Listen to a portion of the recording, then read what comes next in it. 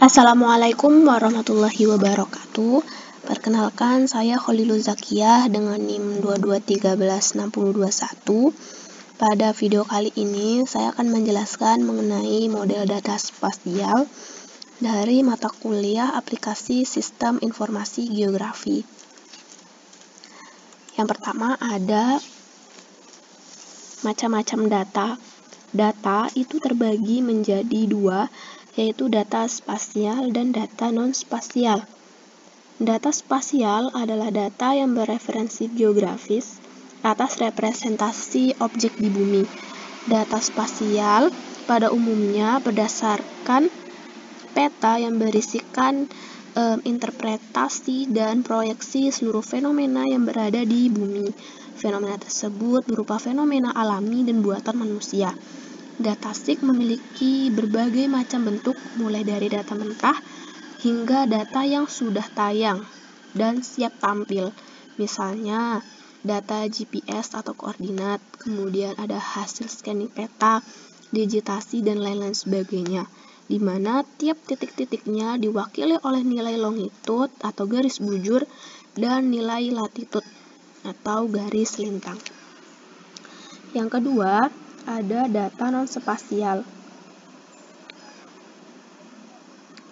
Data non-spasial yaitu data yang tidak memiliki orientasi ke ruangan atau geografis ataupun sistem koordinat dalam penggambarannya, ataupun bersifat sebagai atribut atau pelengkap saja.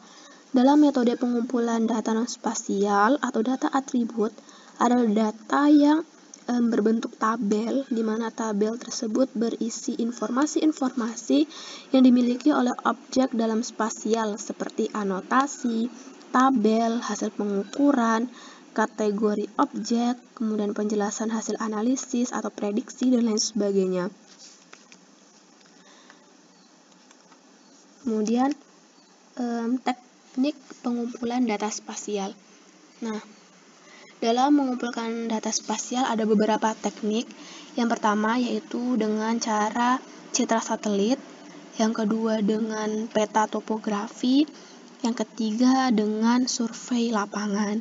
Nah, teknik-teknik ini setelah itu akan menghasilkan data-data spasial. Kemudian data spasial itu juga terbagi menjadi dua. Yang pertama itu ada data vektor. Model data vektor mampu menampilkan, kemudian menempatkan dan menyimpan data spasial dengan menggunakan titik-titik, kemudian garis-garis atau kurva poligon, beserta atribut-atributnya dengan format digital dan disimpan dalam bentuk koordinat X, Y, atau vektor. Nah, seperti yang ada di layar monitor, ini merupakan contoh dari data vektor. Yang kedua ada data raster.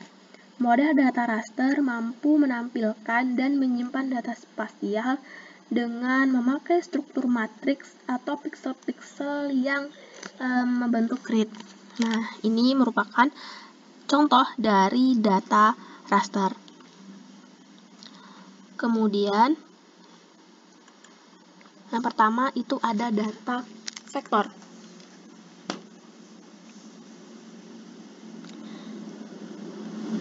Data vektor itu adalah data yang terdiri dari titik-titik node yang memberikan lokasi koordinat. Data vektor merupakan bentuk bumi yang direpresentasikan dalam kumpulan garis, area, atau daerah yang dibatasi oleh garis yang berawal dan berakhir pada titik yang sama, titik dan node, atau merupakan titik potong antara dua buah garis. Nah, data vektor itu terbagi menjadi 4. Yang pertama itu ada titik atau dimensi 0 atau poin. Nah, titik adalah representasi geografis satu geometri yang paling sederhana bagi objek spasial. Representasi ini tidak memiliki dimensi, tetapi dapat diidentifikasikan atas peta dan dapat ditampilkan pada layar monitor dengan menggunakan simbol-simbol tertentu. Yang kedua, Yang kedua, ada garis atau satu dimensi, line atau polyline. Nah, garis adalah bentuk geometri linear yang akan menghubungkan paling sedikit dua titik dan digunakan untuk merepresentasikan objek-objek yang berdimensi satu. Batas-batas objek geometri poligon juga merupakan garis-garis. Demikian pula dengan jaringan listrik, jaringan komunikasi, pipa air minum, saluran buangan, dan utility lainnya dapat direpresentasikan sebagai objek dengan bentuk geometri garis. Yang ketiga, ada poligon atau dua dimensi atau sering disebut dengan area. Nah, geometri poligon digunakan untuk merepresentasikan objek-objek dua dimensi. Seperti halnya titik dan garis, area juga dapat menggambarkan objek yang berbeda menurut skalanya.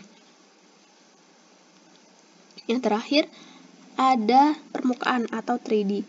Setiap fenomena terkait fisik atau spasial memiliki lokasi di dalam ruang. Akibatnya, model data yang lengkap juga harus mencakup dimensi penting yang ketiga atau ruang 3 dimensi. Hal ini tentu saja juga berlaku sebagai permukaan tanah, menara, sumur, bangunan, batas-batas alamat, bencana, dan lain sebagainya.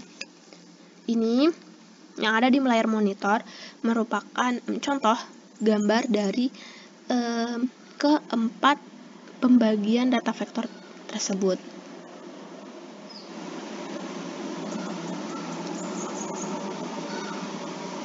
Kemudian ada data raster. Nah, data raster atau disebut juga dengan cell grid adalah data yang dihasilkan dari sistem penginderaan jauh. Pada data raster, objek geografi direpresentasikan sebagai struktur sel grid yang disebut dengan pixel atau picture element. Bentuk data raster merupakan gambar atau image atau citra yang berbentuk digital. Resolusi dari data ini adalah pixel. Semakin besar pixel yang dimiliki, semakin bagus atau besar resolusinya. Nah, yang ada di layar monitor ini merupakan contoh dari data raster yang berupa pixel-pixel tersebut. Kemudian, nah ini adalah contoh dari akumulasi data vektor dan data raster. Nih, data vektor, pembagian data vektor ini, kemudian yang di bawah tuh ada data raster. Oke, mungkin cukup sekian penjelasan dari model data spasial yang dapat saya sampaikan. Kurang lebihnya saya mohon maaf. Akhirul kalam, wassalamualaikum warahmatullahi wabarakatuh.